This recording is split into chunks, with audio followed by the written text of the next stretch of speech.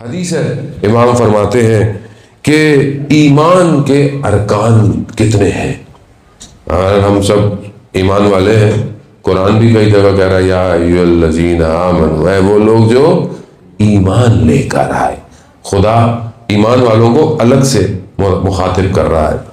کہتے ہیں کہ ایمان کے ارکان جو ہیں وہ 4 ہیں. امام فرماتے ہیں پہلا توکل بر خدا، خدا پر توکل رکھنا. یعنی کیا؟ یعنی ہر معاملے میں میری وکالت خدا کے پاس ہو. آپ دنیا میں دیکھیں، آپ بولیں جی میری کمپنی ہے، میرا کیس ہے، میرا وکیل بہت سٹرونگ ہے. دنیا آج فخر کرتی ہے نا، مہنگے سے مہنگا وکیل لے. کیوں لے؟ کیونکہ یہ میری وکالت کرے گا. اور جو وکالت صحیح کرے گا، آپ پیسہ خرچ کرتے ہیں اور آپ کو بڑا گھمنڈ ہوتا ہے کہ میرا وکیل سٹرونگ ہے، آپ کیس جیت جائیں گے. اور جس کا وکیل خدا ہو اسے دنیا میں کون ہرا سکتا ہے؟ توکل خدا کے صرف. ہاں اب آپ یہ نہ بولیں کہ مطلب میں خدا پہ توکل کروں تو میں نہ کام کروں، نہ نکلوں، نہ گھر سے نکلوں. نہ، اسباب جو دنیا کے ہیں آپ اس پہ اپنا کام کریں، محنت کریں، پڑھائی کریں، ایجوکیشن حاصل کریں. آپ جو کام کرتے ہیں، بزنس کرتے ہیں، جاب کرتے ہیں، آپ محنت کریں. لیکن اس کے بعد آپ کی ڈپینڈنسی صرف اور صرف خدا کے اوپر. جب آپ خدا کے اوپر ڈیپینڈ ہوں گے، خدا خود آپ کے لیے اسباب پیدا کرتا ہے. یہ آپ اپنی زندگی میں خود اس کو پریکٹیکل دیکھ سکتے ہیں. دوسری جو رکن ہے ایمان کا، وہ رضا بقضائے خدا. یعنی خدا نے جو آپ کی تقدیر پہ لکھ لیا ہے اس پہ راضی ہو جائے. خود ایک اور حدیث ہے امام کی.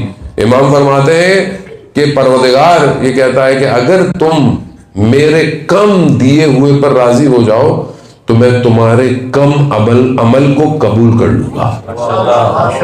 اگر جو خدا نے دیا ہے میں کہوں خدا تیرا شکر ہے جو تو نے مجھے دیا، میں راضی ہوں، تو خدا کہتا ہے کہ میں تمہارا کم عمل بھی قبول کر دوں گا. خدا نے انسان میں جو ہے وہ بہرحال انسان کو رضایت ہونی چاہیے، راضی ہوں. انسان کی زندگی میں شارٹ کمنگز ہیں، مشکلات ہیں، لیکن جب خدا کو پکارے تو پہلے اسے جو دیا ہوا اس کا شکر کرے. یعنی یہ آپ اللہ تو نے دیا مجھے، یہ دیا تو نے، یہ دیا مجھے، یہ اتنا دیا. پروردگار تھوڑا سا ہی تو رہ گیا ہے، یہ بھی دے دے. اتنا کچھ دیا ہے، تیرے خزانوں میں کہاں کسی چیز کی کمی ہے پروردگار. خوب یہ طریقہ آپ دیکھیں نا، بعض بچے بڑے اسمارٹ ہوتے ہیں، پہلے آگے پیچھے گھومیں گے، یوں کریں گے، یہ کام وہ کام. آپ کو پتہ چل جاتا ہے کہ آج کوئی ڈیمانڈ آنے والی ہے، تو کوئی نہ کوئی چیز جو ہے وہ بچہ بھی جانتا ہے کتنا اسمارٹ ہے. ہم بھی بچے بن جائیں خدا کی بارگاہ. خدا کہتا ہے گڑ گڑاؤ، سجدے کرو، نمازیں پڑھو، حلال کرو، کوئی مسئلہ نہیں ہے. خدا سے مانگو، خود 70 گنا ماں سے زیادہ محبت کرنے والا ہے. یہ بھی بتانے کے لیے، ورنہ خدا کی محبت کو کوئی کاؤنٹ کر سکتا ہے؟ نہیں کر سکتا ہے. جانے محترم. پھر تیسرا رکن جو ہے وہ یہ ہے کہ تسلیم بے امر خدا. جو خدا نے حکم دیا ہے اس پہ تسلیم ہو جاؤ. یعنی بس آگے چوں چرا نہیں. نماز واجب ہے، واجب ہے. روزہ واجب ہے، واجب ہے. حجاب واجب ہے، واجب ہے. خمس واجب ہے. اگر خدا کو نہیں مانتے چلو پھر مسئلہ الگ ہے، لیکن جب مان لیا تو پھر واجب ہے. پھر چوں چرا نہیں ہونی چاہیے. یہ ایمان کے رکن ہے. یہ چیزیں ہوں گی تو پھر ایمان مضبوط ہے، ورنہ ایمان کی بلڈنگ ہلتی رہے گی. چوتھا اور آخری رکن ایمان کا کہ اپنے سارے کاموں کو خدا پہ چھوڑ دو. اپنے سارے کاموں کو خدا پہ چھوڑ دو کہ پروردگار تو بہتر جانتا ہے، تو بہتر کرنے والا ہے. اگر آپ کے پاس کوئی اچھا مینیجر ہوتا ہے تو آپ کیا کہتے ہو؟ ریلیکس. تو بھائی میرے کاموں کو مینیج، میرا اچھا مینیجر ہے، میرے سارے کاموں کو اچھا مینیج کرے گا. ابھی ہم ریلیکس رہتے ہیں جی، پاکستان میں مثلا مجلسیں پڑھنی ہے تو کہاں ہوگی، کیسے ہوگی، کیا روٹ ہوگا. مینیجر اچھا ہے، سارے کام خود ٹینشن نہیں رہتی آدمی کو. اب آپ اس پہ واگزار کر دیتے ہو نا، اپنے کاموں کو اس پہ چھوڑ دیتے ہو تو وہ اچھا مینیج کرتا ہے اس کے. اب اگر آپ اپنے کاموں کو خدا پر چھوڑ دو تو خدا نہ صرف دنیا بلکہ آخرت کے سارے کاموں کو آپ کے لیے بہترین ہے۔ ایسا نہیں ہوتا، استاد بنایان کہتے ہیں کہ بچہ جب آئس کریم مانگتا ہے تو آپ دیکھتے ہیں اگر اس کے لیے فائدہ مند نہیں ہے تو آپ اس کو کیا کہتے ہو؟ بیٹا کل کھا لینا، کل لے لینا۔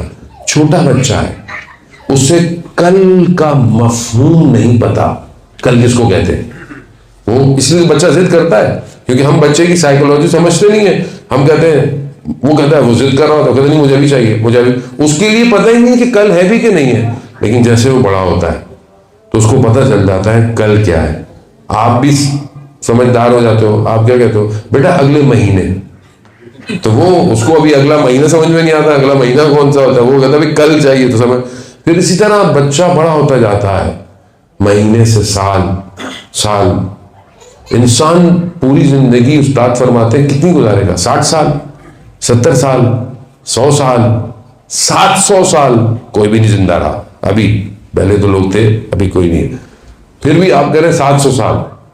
خدا کہہ رہا ہے کہ میں تمہیں اس دنیا کے بعد بہت کچھ دوں گا، لیکن میں اس بچے کی طرح جو آئس کریم مانگتا ہے، میں کیا کہتا ہوں؟ مجھے بھی چاہیے، مجھے نہیں پتا، مجھے کیا پتا کل ملے گا کہ نہیں ملے گا، مجھے جنت ملے گی کہ نہیں ملے گی، مجھے کیا پتا پروردگار وہاں نہریں ہیں نہیں ہے، مجھے تو بھی چاہیے سب کچھ۔ جوان کہتے ہیں مولانا صاحب اوریں کیسی ہوں گی؟ اوریں بھائی وہ سب ادھر میں رہے گا، ادھر ہمیں کیا پتا کیسے ہوگا، لیکن ہمیں بس جلدی ہے، ہمیں سب کچھ یہی چاہیے۔ عزیزان محترم، 100 سال، 70 سال، 700 سال، 700 ایئرس مائنس کتنے سال؟ جتنے سال آپ نے ادھر رہنا ہے۔ ادھر کتنا رہنا ہے آپ نے؟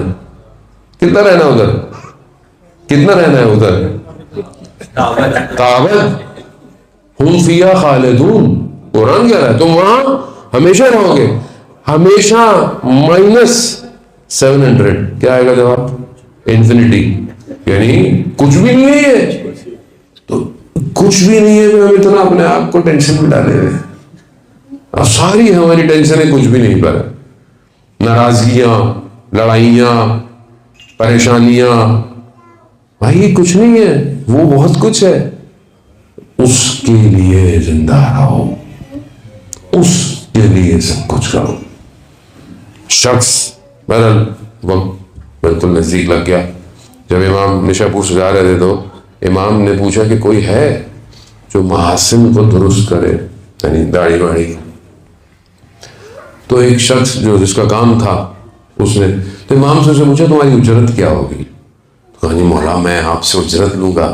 کہا نہیں، کسی سے بھی کام کرنے سے پہلے اس سے اجرت سنت پیغمبر ہے، طے کر لینی چاہیے۔ کہا نہیں، کہا مولا نہیں۔ بہرحال بہت اس نے وہ کیا، اس نے امام کے جو ہے وہ محاسن درست کیے۔